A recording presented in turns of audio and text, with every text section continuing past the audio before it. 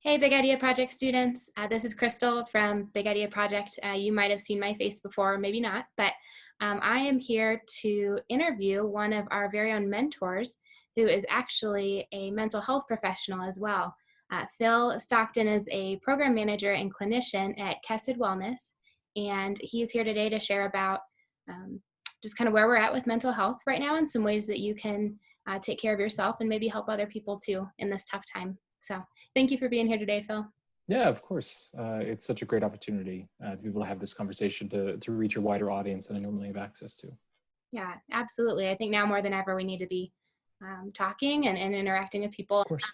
Well, Phil, obviously this is a tough time for all of us as we're all adjusting to a new normal, whether people are struggling financially or with their health, or maybe just with a lot of stress right now. But it seems especially difficult for students because they aren't getting to interact in their most significant social outlet, which is school, maybe also sports or other activities they do outside of school. And so as a mental health professional, how have you seen the stay-at-home orders and this whole situation affect student mental health? Yeah, it's certainly not exclusive to students. I'd say this is kind of an impact that I've seen in most people. But I think part of the reason why I've seen it affect students in a more sensitive way, I think has to do with some of the power that they have to change and affect it. In some ways, a parent losing a job is scarier than you losing a job, because you can't get your parent back to work. And so, emotions and tensions are kind of all over the place right now. But one of the things that I've been trying to do to let my clients be aware of is that I'm actually seeing most people start to exhibit some early symptoms of PTSD during this time. And so for those who don't know what some of the symptoms of PTSD are, it's increased anxiety, depression, paranoia, avoidance of people or places that might remind you of the trauma, intrusive, fearful thoughts. We might look at that and be like, oh, that sounds a little familiar based on what my life is looking like at this time. And even worse, because some of that is prescribed, right? The social isolation is currently prescribed. And so it's more important than ever that we try to pursue as much health as possible, rather than just hunkering down. When it comes to mental hygiene, we need to make it a daily practice. Absolutely. I think you make a great point that students, while they can't control the situation outside of their world, they certainly can do something now. Maybe this is an opportunity to practice some things that they've been meaning to practice and just haven't made time for. So what are some ways that students can cope with the challenges of social isolation? I think one of the things that's taken for granted is how much we miss those mundane moments. If we think about our friendships with our closest friends, how many of those times are doing like really exceptional, exciting, activities versus how many of them are just being with them, being nearby them, sitting with them quietly, being able to share a joke that wasn't that funny, but still feel welcomed and accepted because of it. And so one of the things that I've definitely been encouraging people to do is to seek out a little bit more of those mundane experiences. And so have lunch with your friends, with your peers, over video chat, over phone, with no expectation of what you're going to talk about or kind of an agenda. But just having more of those normalized routines. So I think those are in some ways the things that people are missing most right now. I think as much as teachers would hope that students are focusing 100% of the time, there is actually a healthy social precedent for the fact that students get distracted and mess around and pass notes. That is a crucial part of growing development. I encourage people to find activities that they can do outside of school that feel meaningful. There's a difference between internalized hope and externalized hope, right? And so externalized hope is when we hope that the world is going to get better on its own in our favor. But internalized hope is a hope about how we can respond to situations that occur in a way that we feel is best or in a way that makes us feel okay. And so if we start thinking about how can I respond to this situation to be as healthy as possible, that generates within us a sense of internalized hope. It's hope that we can actually control or do something about. And so if my challenge during isolation is to be a little kinder, to be more curious, to be more creative. You mentioned,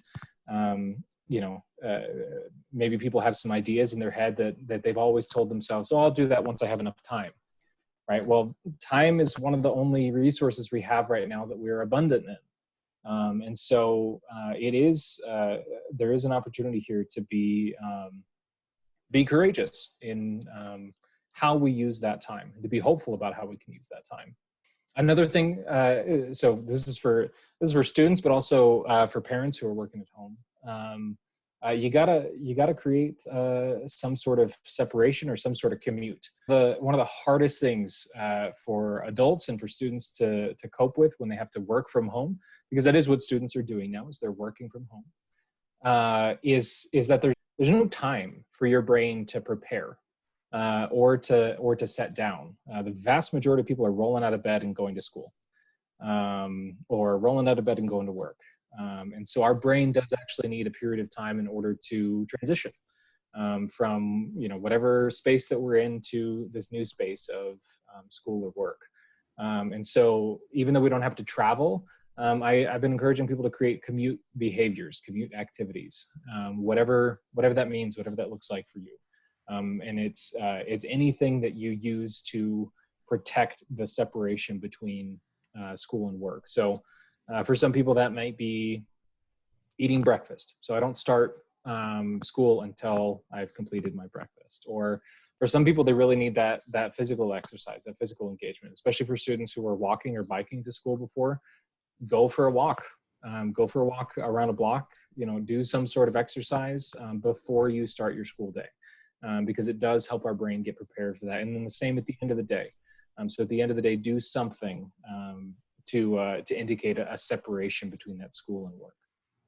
I think that's so cool because you're right. We need a break before and after, or else our thoughts are probably still spiraling about what I need to get done. You present a really cool opportunity for them to take advantage of the flexible schedule right now, and maybe shift some things around and go walk their dog or go get the mail. So you've listed a bunch of practices that students can do to help their own perspective on the situation, kind of take control of it. Is there any way that students right now can help support other people's mental health while they're stuck at home? Yeah, I mean, I think with everybody being more anxious and more stressed, one of the first things that we get rid of when we're anxious and stressed is our empathy. Being willing to look at things from someone else's perspective. Something I've encouraged a lot of people to do is that this is a great time to work on improving communication in your family. What is a way for us to build some boundaries even around how we talk to each other? And also compassion. I define compassion as giving yourself and others the permission to hurt. There's a lot of people hurting. And so allowing each other to be hurt is one of the most beneficial things that we can do around mental hygiene, mental health. Absolutely. And so if a student is struggling with maybe some stronger emotions, maybe some depression or having thoughts of suicide, or they know of someone else who is, maybe they hear about a friend who is struggling, what can they do to help, or how can they get help themselves if they need it? Sure. This is a question that actually comes up a lot. I think so much of what we are afraid of with suicide exists because we're not talking about it. And so every single person, the reality is that every single person will have suicidal thoughts. It's a normal part of being a human being. But suicide is a symptom of faulty thinking. An example, if you've ever had an idea that sounds really incredible in your head, but once you tell someone about it, it seems silly or impractical. Suicide is a lot like that. I told people that it's the equivalent of burning your house down because you saw a spider. Might solve your spider problem, but it creates a much, much bigger problem in its place. Learning how to have better solutions to the problems we feel is only possible when we talk about it and collaborate with others. For students or for parents who don't feel like they can have that conversation, right? Maybe it just makes you too uncomfortable. You're worried you're gonna mess it up.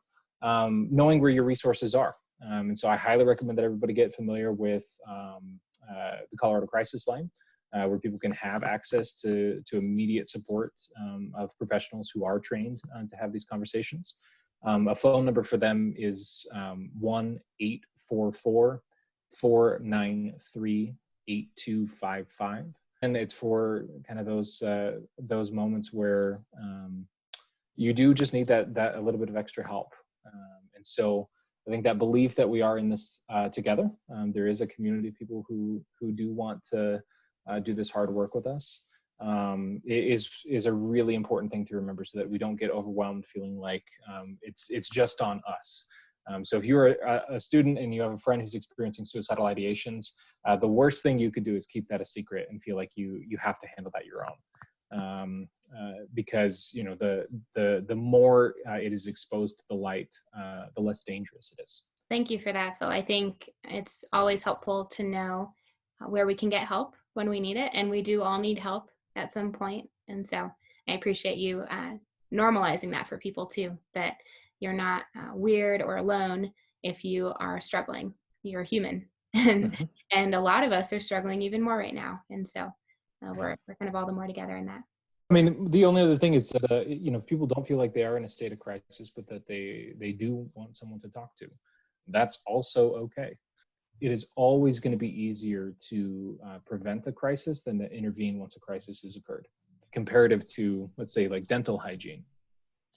It's better to brush your teeth than to always go to the dentist for cavities. And so our mental health is the same way. And so if we make a daily practice, a daily ritual, if we find people to talk to, if we rely on professional help, it can be a really significant way for us to maintain our mental health. I find that one of the number one excuses people don't get mental health care is because they say it's not bad enough. Mm. But if we were talking about that from a dental health standpoint, that would sound pretty silly. Yeah. I don't need to go to the dentist yet. I still have teeth in my mouth. And so, let's not wait until it gets to be an emergency. Mm. Let's make it a more of a daily practice of being well. Absolutely. Do you have any other kind of closing thoughts for students as they process? A lot of them aren't getting to have their regular graduation ceremony or prom or Right. Other activities. Any last words for them as they cope with that? Sure. One is that not everything is COVID-19 or coronavirus. I think that's a really important thing to remember right now. Anything that was important before the pandemic is still important. So choosing creativity and getting your needs met rather than despair at the comparison of what is now versus what was before is one of the best ways to develop a healthy response. I am often telling my clients that there does not exist a trauma in this world that is more influential over the quality of your life than your ability to respond to it. And so the way that we respond to the things that happen to us is where the true power of its influence is over us. And so if we experience a trauma, or we experience a loss, like most of us are experiencing right now, the thing that changes our day-to-day quality of life is how we choose to respond to it. There is no inherent power in something like a quarantine or a pandemic, but how we choose to respond. Do we want to respond with fear and with scarcity and with what I mentioned before, like just kind of pretending like everything is okay? Or do we want to respond compassionately and with kindness, with patience for ourselves and for others, with creativity and with hope, like being able to find hope in things, despite how difficult they may be, is always going to be a more significant influencer on what your life looks like than just that thing, that trauma, or that loss. Yeah, I couldn't agree more. I think some of the coolest and most beautiful things come from the toughest times. And so this is really a unique opportunity, isn't it, for kids to kind of show who they really are and what they can really do when push comes to shove. Awesome. Well, thank you. I will talk to you later. Okay, sounds good. Well. All right. Thanks. Yeah. Bye. Bye.